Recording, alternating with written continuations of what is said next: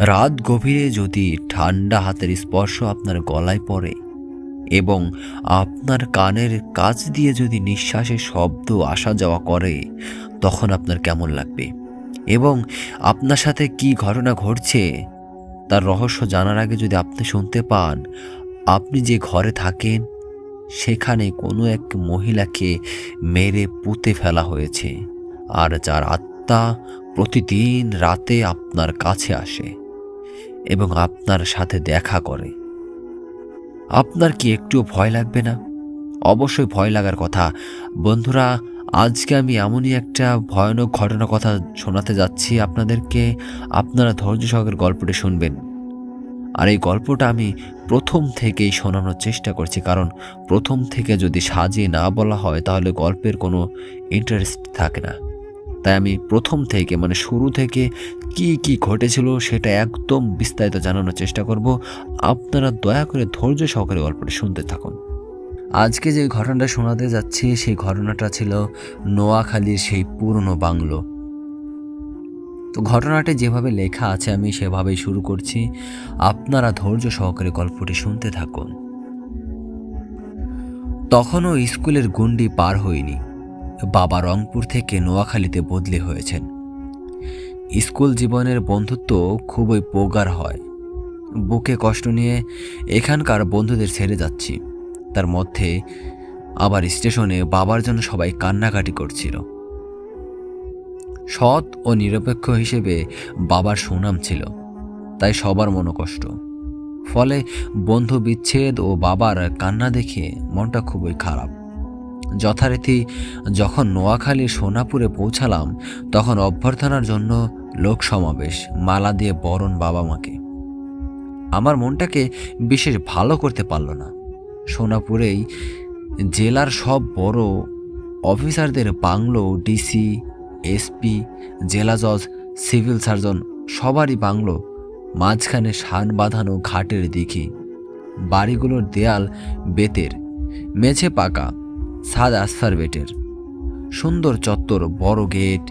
Gate দিয়ে যখন ঢুকলাম তখন ভিন্ন ধর্মী গৃহ পার্টনার দেখে ভালোই লাগলো। একটু রাত হয়েছিল। খাওয়া দাওয়া করতে করতে বেশ রাত হয়ে গেল। ঘুমাতে যাব এমন সময় মনে হলো ছাদের পাটাতনে কে যেন কাউকে কোরার চাবুক মারছে, আর অজানা সেই মহিলা আত্মচিৎকার করছে। চমকে উঠলাম। শুধু যদি আমি শুনতাম তবে হয়তো বলার ছিল ভুল শুনেছি, কিন্তু না, শুধু আমি নই, বাড়ি শুদ্ধ সবাই শুনেছে, আর সবাই ঘরের পাটাতনে একই শব্দ শুনতে পেয়েছে। 8 জন গার্ড বাইরে পাহারা দিচ্ছিল। বাবা ওদের জিজ্ঞেস করলেন ব্যাপারটা কি। তারা উত্তরে বলল যে কে বা কারা এমনটি করছে তাদের জানা নেই। বাবা সাহসী দেখে 2 জন গার্ডকে ছাদের পাটাতনে উঠিয়ে দিলেন দেখার জন্য। তারা বলল এর আগেও দেখেছে, কিছু চিহ্ন মাত্র পাওয়া যায়নি। এবার উত্তরটা একই হলো। ঘটনার এখানেই কিন্তু শেষ নয়। এরপর শুয়ে পড়ি যার যার বিছানায়, যার যার ঘরে। রাত তখন 2টোর কম হবে না। মনে হলো যেন ঘাড়ের কাছে কারো নিঃশ্বাস ওঠানামা করছে, গলায় যেন কারো ঠান্ডা হাত অনুভব করলাম। আমার মেজ বোনটা চিরকাল ভীতু। সে ভয়ে উঠে এলো আমার বিছানায়, নিজের ঘর ছেড়ে বলল আমি তোর সাথে ঘুমাবো। আমি বুঝলাম সে কেন এই প্রস্তাব দিল। ওকে বুঝতে দিলাম না। বললাম বেশ, থাকো তুমি। যত দোয়া দুরুদ আমার জানা ছিল তা পড়ে বুকে ফু দিয়ে ঘুমিয়ে গেলাম। সকাল হলো। নামাজ পড়ে দেখলাম মা উঠান পেরিয়ে রান্নাঘরের দিকে যাচ্ছেন। বাবুর্চি চাচা অনেক আগে এসে গেছেন। ছোট আপা অর্থাৎ আমার মেজ বোন অঘরে ঘুমাচ্ছে। মাকে কিছু বললাম না। এভাবে কিছুদিন কেটে গেল। একই ঘটনা বলা যায় প্রায় দিনই ঘটতে লাগলো।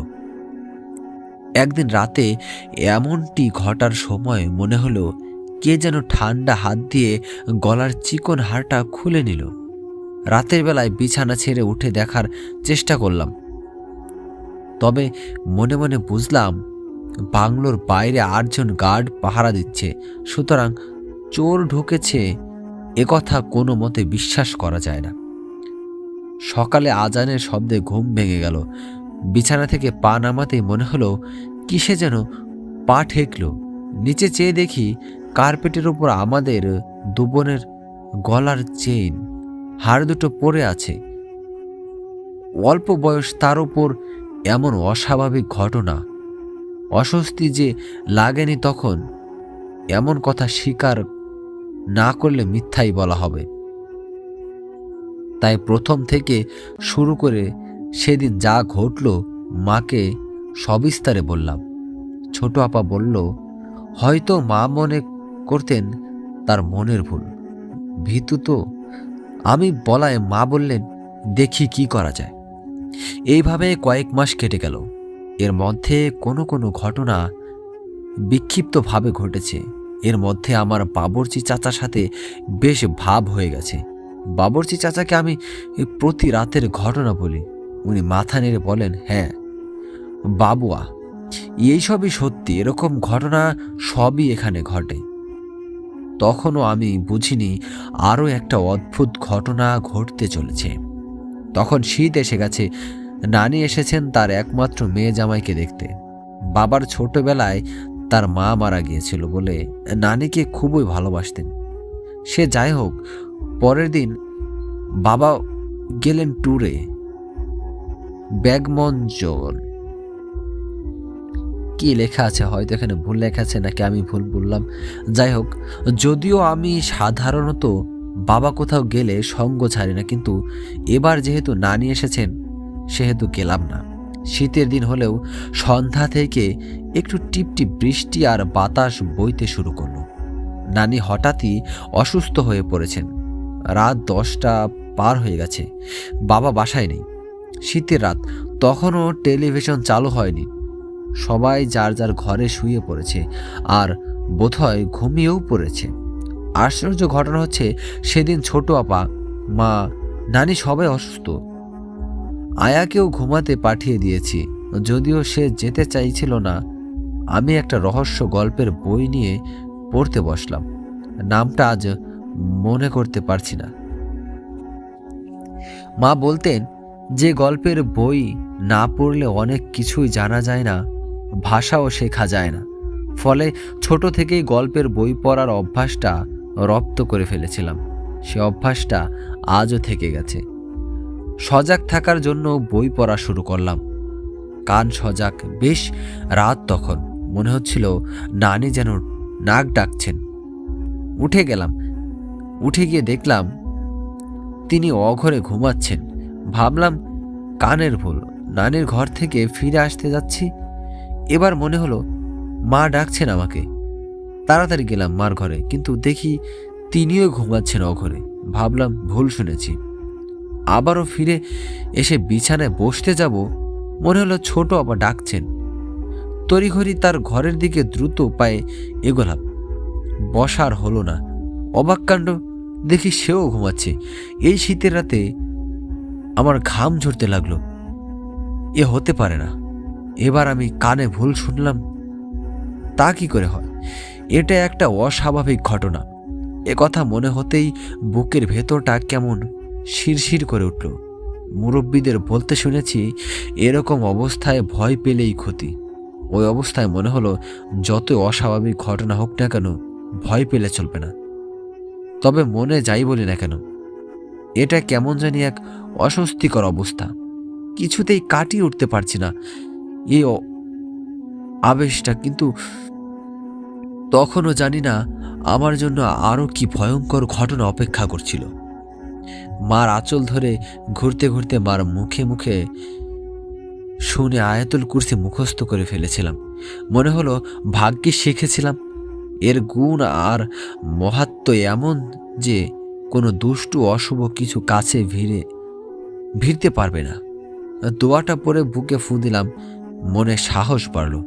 নিজের ঘরে গিয়ে মনে হলো আমি খুবই ক্লান্ত, বসে থাকতে পারছি না, একটু টান টান হয়ে নি। এই চিন্তা করে লেপের ভেতর ঢুকে গেলাম। বারবার উঠতে হতে পারে ভেবে মশারি টানাইনি। খানিক পরেই মনে হলো কে যেন আমার পায়ের কাছে বসলো। মনে হলো উড়িয়ে দিলাম।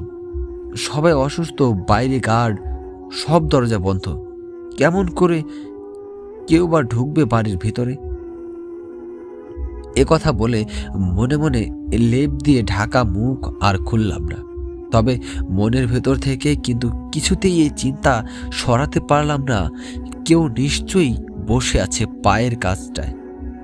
এটাই বারবার মনে হতে লাগলো।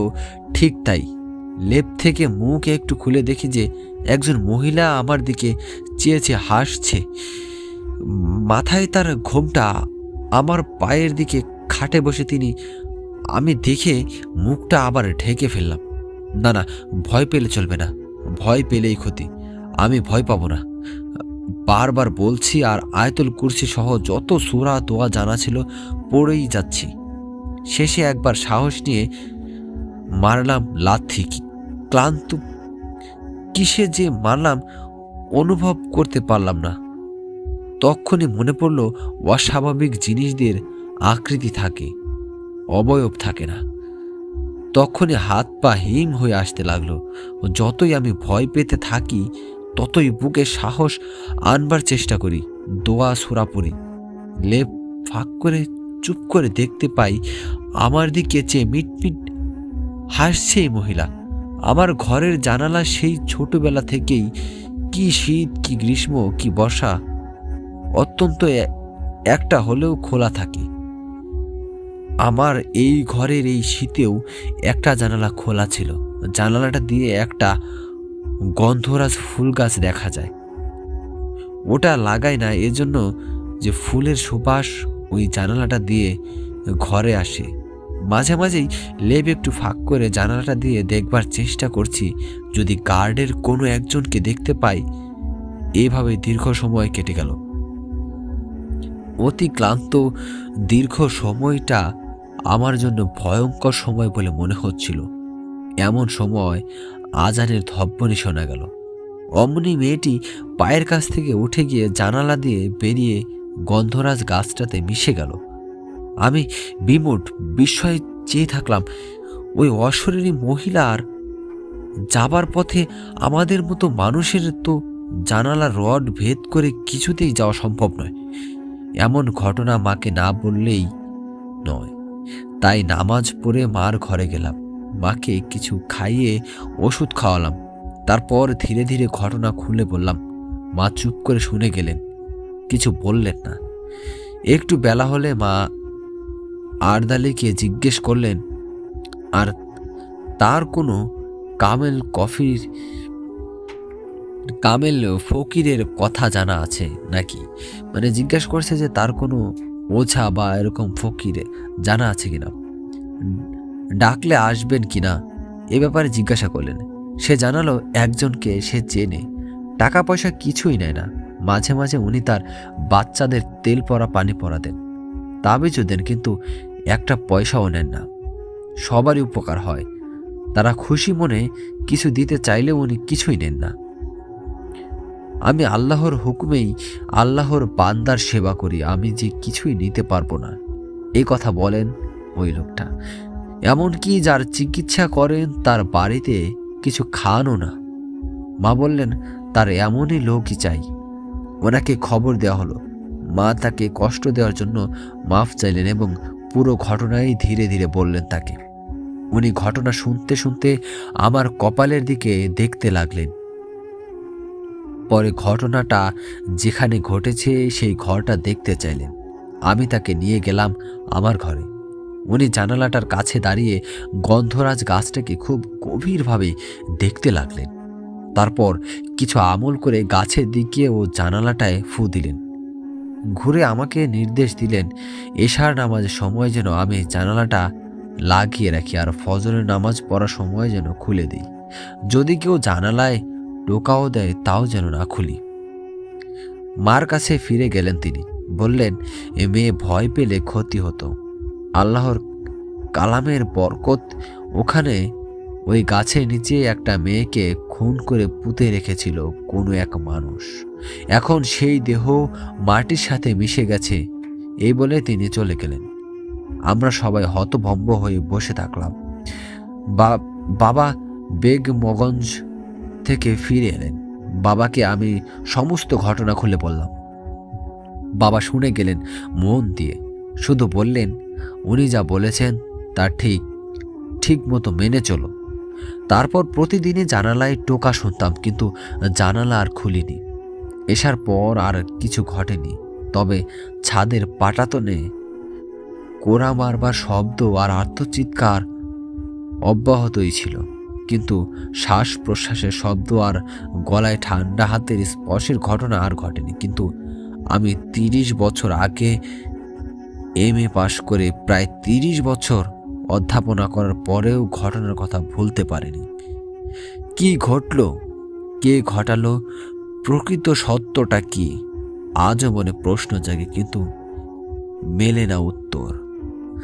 দর্শক বন্ধুরা, হয়তো বা আমার এই গল্পটা অনেকেই পুরোপুরি শোনেননি, তবে যারা এই গল্পটা পুরোপুরি শুনেছেন আমি তাদেরকে বলবো, গল্পটা কেমন লেগেছে আপনাদের কাছে অবশ্যই কমেন্টে জানাবেন। আর আপনাদের সাথে যদি এমন ঘটনা ঘটে থাকে তাহলে অবশ্যই আমাকে কমেন্টে জানাবেন। আমি আপনাদের গল্পের সূত্র ধরে নতুন আর একটা গল্প আনার চেষ্টা করব। তো সেই পর্যন্ত সুস্থ থাকুন, ভালো থাকুন, আল্লাহ হাফেজ।